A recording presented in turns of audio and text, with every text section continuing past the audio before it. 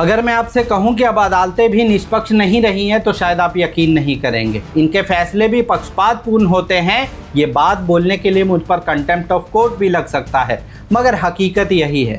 आज मैं आपको एक केस स्टडी के साथ बाकायदा ये साबित कर दूंगा कि जहां पर भाजपा की सरकारें हैं वहां पर अदालतों के फैसले कुछ और होते हैं, और जैसे ही विपक्ष की सरकार आती है फैसला एकदम बदल जाता है। इस वीडियो को बिल्कुल भी स्किप ना करिएगा, पूरी वीडियो देखिए, तभी आप केस स्टडी के साथ समझ पाएंगे कि आखिर मैं अदालत पर इतना बड़ा आरोप क्यों लगा रहा हूं। जिस अदालत, जिस सुप्रीम कोर्ट के ऊपर संविधान को बचाने का सबसे अहम जिम्मा था, वही अदालत अब आज के टाइम में कॉम्प्रोमाइज क्यों नजर आ रही है। इस वीडियो को पूरा देखिए, तभी आप समझ पाएंगे कि जो कहानी चुनाव आयोग भाजपा की सत्ता से शुरू हुई थी वो अब सुप्रीम कोर्ट तक पहुंच चुकी है।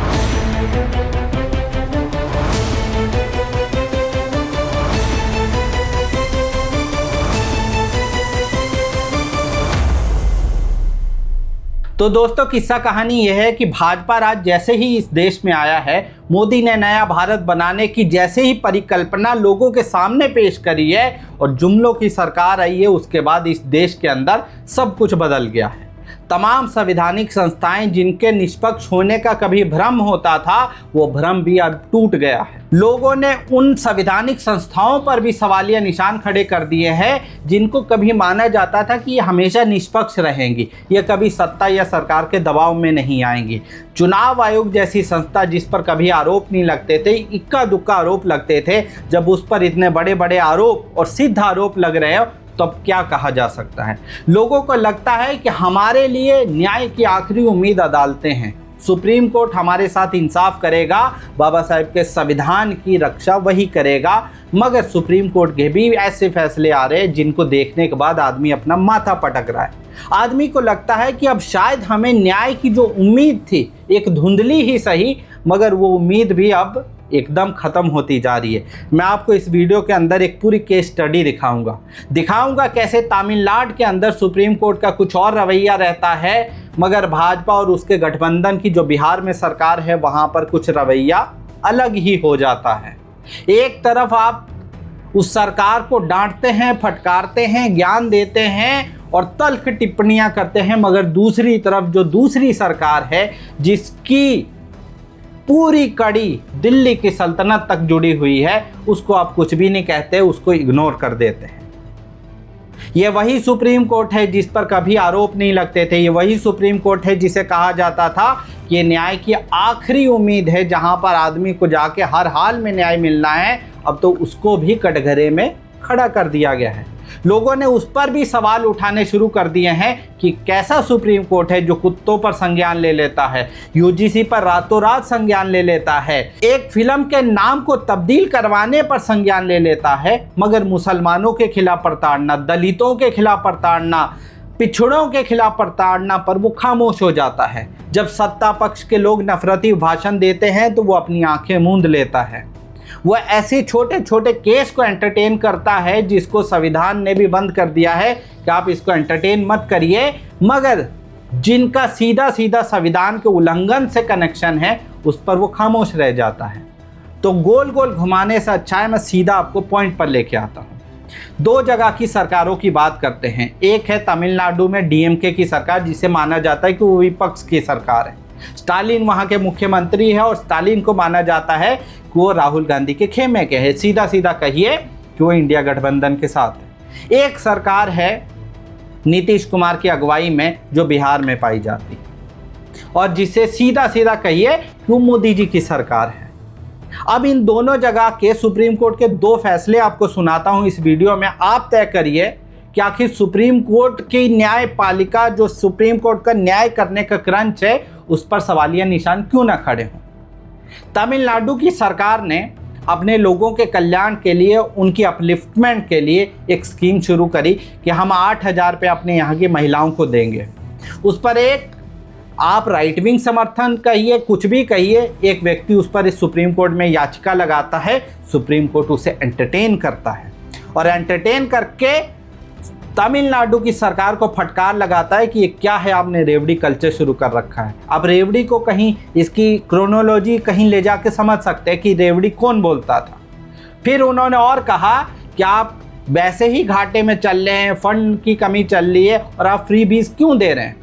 आप लोगों का कल्याण करिए, मगर मुफ्त की योजनाएं, सड़क, पानी, इलेक्ट्रिसिटी, पैसे देने वाली योजनाओं को क्यों चला रहे हैं? और ये सब बातें आप तमिलनाडु की सरकार को कह रहे हैं, और तमिलनाडु की सरकार किसकी है? विपक्ष की। इसलिए सुप्रीम कोर्ट बहुत सख्त है। सीजेआई साहब बहुत टिप्पणियां कर रहे हैं, सख्त सख्त टिप्पणियां कर रहे हैं, रेवड़ी कल्चर की बात कर रहे हैं, कह रहे हैं कि आपके अंदर काम करने की इच्छा शक्ति नहीं है, लोग इसकी वजह से पैरासाइट बन जाएंगे, इस टाइप की टिप्पणियां की जा रही है, सब चीज़ें बोली जा रही हैं। कहाँ पर? तमिलनाडु के लिए। क्यों? क्योंकि वो तमिलनाडु की सरकार कह रही है कि हम 8,000 रुपये महिलाओं को देंगे। अब चलिए दूसरी तरफ पूरा 360 घूम जाते हैं, बिहार में चलते हैं। बिहार की सरकार, जिसे मोदी जी की आप सरकार कहिए सीधे सीधे, वहाँ पर एकदम चुनाव से एक दिन पहले 75 लाख पहले, फिर 25 लाख, 1 करोड़ महिलाओं को 10,000 रुपये डायरेक्ट ट्रांसफ़र किया जाते हैं उनके खाते में। मगर तब ये सुप्रीम कोर्ट खामोश रहता है, आंखों पर पट्टी बांध लेता है। तब ऐसी कोई तल्ख टिप्पणियाँ नहीं, रेवड़ी वाला कल्चर, कोई बात नहीं होती। और इंटरेस्टिंग बात बता दूं आपको, इंटरेस्टिंग बात यह है कि तब प्रशांत किशोर, जो जन स्वराज पार्टी के संस्थापक है, उन्होंने इसी सुप्रीम कोर्ट के अंदर याचिका दाखिल करी थी। मगर मजाल है कि सुप्रीम कोर्ट ने उसको एंटरटेन भी किया हो, उस याचिका को खारिज कर दिया। तमिलनाडु की कोई याचिका आएगी फ्रीबीज पर तो आप एंटरटेन करेंगे, उस पर सख्त टिप्पणियां करेंगे, मगर वही बिहार की सरकार पर जब आती है तब याचिका को एंटरटेन ही नहीं करते। क्या इस पर सवाल नहीं उठेगा? क्या इसे दोहरा मापदंड नहीं कहा जाएगा? इसे दोगलापन नहीं कहा जाएगा? फर्क तो साफ दिखाई दे रहा है ना। एक जगह विपक्ष की सरकार है, स्टालिन की सरकार है, दूसरी जगह मोदी जी की सरकार है, फर्क तो आएगा। और आपको याद है बाबा साहेब अम्बेडकर ने इस सुप्रीम कोर्ट के लिए क्या कहा था? संविधान में कहा था कि ये संविधान को प्रोटेक्ट करने वाली संस्था है, सबसे आखिर में यही संविधान के रक्षक के रूप में काम आएंगे। मगर ऐसे फैसले जो 22 से पूरी तरीके से साफ दिखाई दे रहा है कि अगर विपक्ष की सरकार है तो सुप्रीम कोर्ट की कुछ टिप्पणी है, और जहां पर सत्ता पक्ष की सरकार है वहां पर कुछ और टिप्पणी है, तब आपको लगता है कि ये सच में हो रहा है। हाल फिलहाल में सुप्रीम कोर्ट पर इतने सवालिया निशान खड़े हुए हैं जिसकी कोई कल्पना नहीं कर सकता। आपको लगता होगा कि यार ये कैसे पॉसिबल है, ये तो हो ही नहीं सकता। सोचिए ना, वही सुप्रीम कोर्ट सेंगर जैसे बलात्कारियों को छोड़ देता है, बाद में जब पब्लिक प्रेशर आता है तो उसको दोबारा से उसकी बेल को रिजेक्ट कर दिया जाता है। आसाराम जैसे लोगों को बेल मिल जाती है, राम रहीम जैसे लोगों को बेल मिल जाती है। वहाँ पर आप उमर खालिद और शर्जील इमाम जैसे लोग, जिन पर ट्रायल भी नहीं शुरू हुआ है, उनको जबरन कहते कि फिर क्या हुआ, 5.5 साल से जेल में हो, ट्रायल नहीं शुरू हुआ है, हम आपको बेल नहीं देंगे। ये दोहरा मापदंड नहीं है।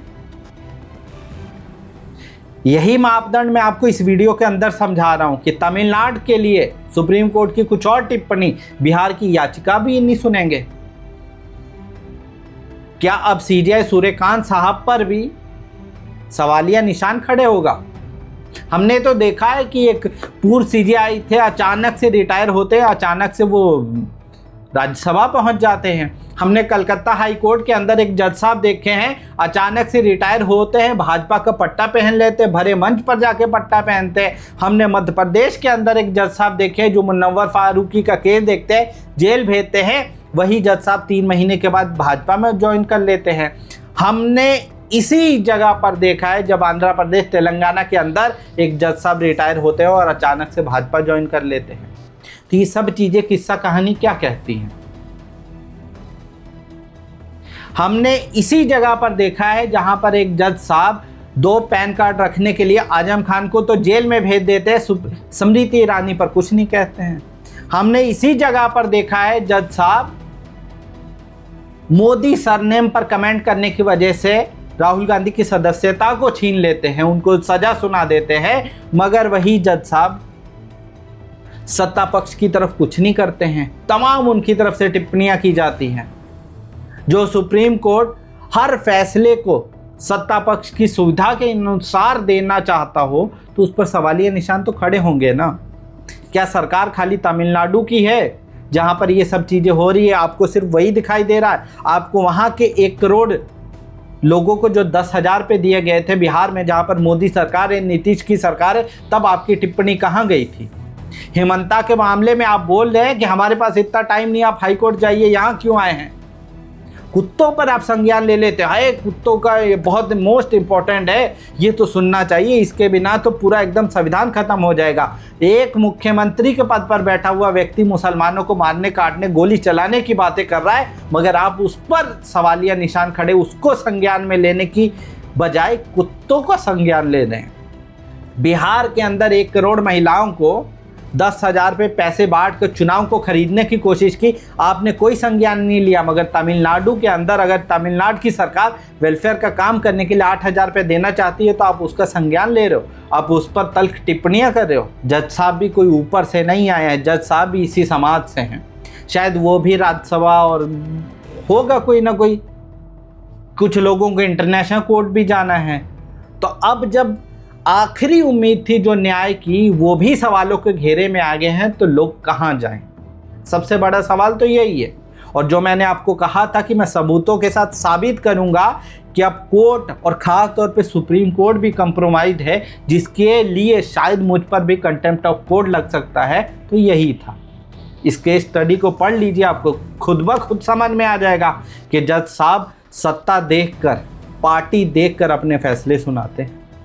गुजरात के जज साहब अलग तरह के फैसले सुनाएंगे, हमेशा विपक्ष को कटघरे में खड़ा रखेंगे, मगर तमिलनाडु को लेकर आप टिप्पणियां करेंगे। आपको क्या लगता है कि अदालतें सच में कॉम्प्रोमाइज हो चुकी हैं? अदालत के फैसले भी अब सत्ता और पार्टी देख कर तय होते हैं? अपनी राय कमेंट में ज़रूर बताएं। और हमारे चैनल पर अगर नए हैं तो इस चैनल को सब्सक्राइब जरूर कर लीजिए, क्योंकि आपके सब्सक्राइब करने से हमें हौसला मिलता है। आप हम लोगों के साथ जुड़ेंगे तभी हम और भी ऐसी वीडियो बनाएंगे जो वीडियो आपके लिए बेहद ज़रूरी होंगी। धन्यवाद।